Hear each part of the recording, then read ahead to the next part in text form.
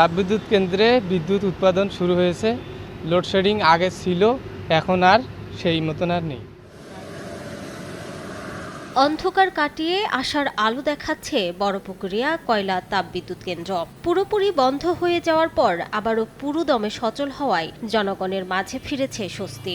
এতে বাসাবাড়িতে লোডশেডিংয়ের মাত্রা কমে আসার পাশাপাশি শিল্পাঞ্চল, কলকারখানাতেও উৎপাদন বেড়েছে।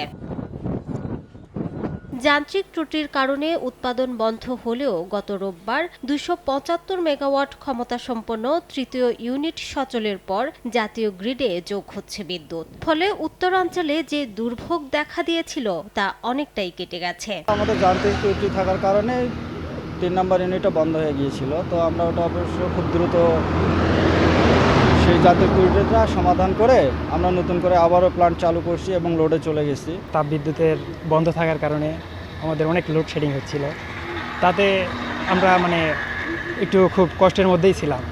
তো আপাতত এখন শুরু হয়েছে, এখন লোডশেডিং কিছুটা কম। বেশ ভালোই আছি। আগে লোডশেডিং ছিল, বিদ্যুৎ পাচ্ছিলাম না, এখন আমরা পাচ্ছি বিদ্যুৎ। শুধু তাই নয়, অর্থনৈতিক চাকা সচল রাখতে ব্যবসা বাণিজ্যেও গতি আসবে বলে মনে করেন ব্যবসায়ীরা। বিদ্যুৎ লোডশেডিং হওয়ার কারণে দিনাজপুরে যে গরম হয়েছিল, এই গরমে জনজীবন অতিষ্ঠ হয়ে গেছিল। মোটামুটি এখন অনেকটা স্বস্তির অবস্থায় এসেছি আমরা। 2টি ইউনিট চালু হয়েছে এবং চাল শিল্পগুলি আবার প্রাণ ফিরে পেয়েছে। এখন দিনাজপুরে চাল শিল্পগুলি সুন্দর চলছে।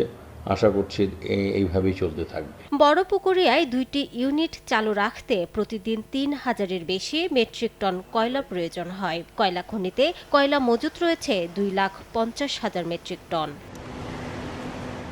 সময় সংবাদ, দিনাজপুর।